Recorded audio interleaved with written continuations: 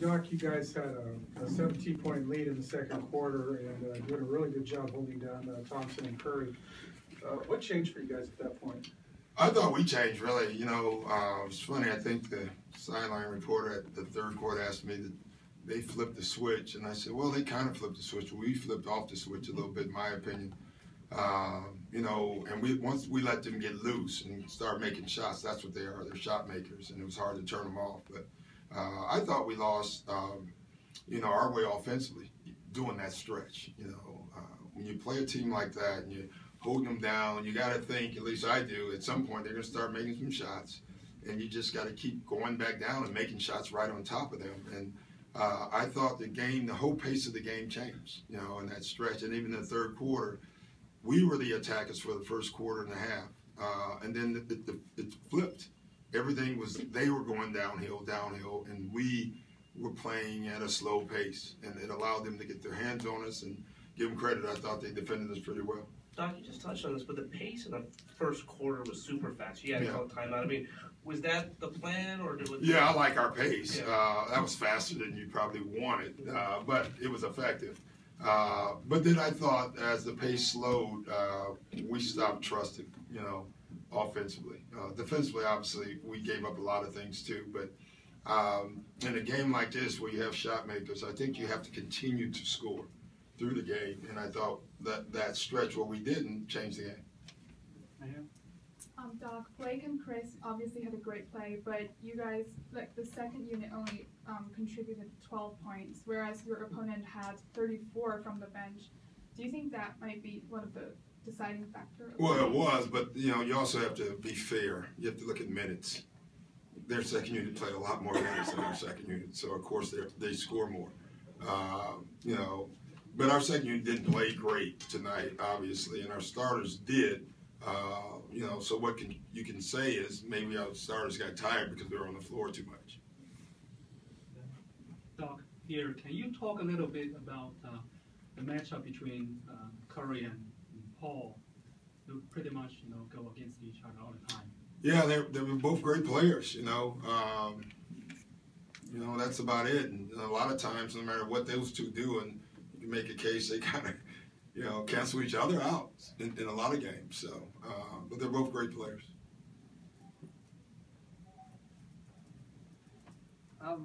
What explanation did you get on that, I guess, final offensive possession they called, I guess it was a carryover on Chris? And it was the right call. Why it couldn't be reviewed? They may have reviewed it. They didn't review it, but I thought it was the right call. It was a deflection. You know, if Chris hadn't touched the ball and gone in the backcourt to get it, then that was legal. But once he touched the ball and no one else touched the ball, now it becomes a violation. So I thought that was the right call. Doc, I know it doesn't mean a whole lot now, but did it feel kind of like a playoff atmosphere there? Is that? Yeah, it did. You know, in some ways. You know, I loved our crowd tonight for the most part. I didn't like their crowd, but I did. I liked our guys a lot, and you know, we had the right mindset, the right energy, but we just couldn't sustain it for 48 minutes. So, you know, the formula that we started out with is the right formula to play them, but you have to sustain it, and I thought we lost our way. Yeah. Doc, right back here. Doc, talk about the dynamic play of Blake tonight. Were you expecting that type of a performance from him to carry the team as he did, as well as Chris? Well, I didn't chalk in 40 before tonight. I have to say that. But one of the things that I kept on Blake is quick decisions, quick attacks. You know, I thought Blake was terrific. He faced up again tonight. You know, I like when he plays that way, opposed to turning his back on guys and let guys trap him. I thought those are the only times he got himself in trouble. But when he faces up and attacks you, there's nobody in this league that can stay in front of him. And I thought he did a good job of that tonight. Doc, you won 7 straight against teams that are struggling, and you come in and you fall short against the Warriors. Is that concerning to you? No, not at all. We won, like I said before the game, obviously it was a big game. In fact, we wanted to win the game. We needed it more than them. So, you know, it was that as well. But I don't ever put too much into a regular season game. You know, they've been here for 2 days, sitting here waiting for us. We played and had to fly all the way. So, again, I just don't put in a lot of that for a regular season game. And like I said earlier, the reason I like playoffs are because they have the exact same amount of rest, the same amount of preparation, and everything's equal. And I've always liked that.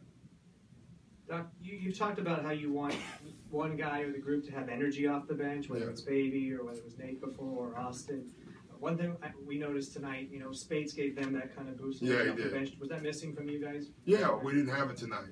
But I didn't trust him as much as I think I should either. I thought I could have trusted the bench a little more tonight. And, I always go back on the mistakes I made too. Like, I thought we worked. We were ready for us and them going small, and I decided to gamble and stay big, and that hurt us, that stretch. And so, you always look at what the coach could do first, and then you criticize after that. Doc, can you talk about how pleased you were when you guys started trapping Steph after half court, after his exposure, maybe in the second and third quarter? Yeah, we do a good job. I mean, we did a great job in the first quarter. With it, and then again late, but I thought I keep going back to that one stretch, we stopped doing it, and he got loose, and there was no reason for us to stop doing it.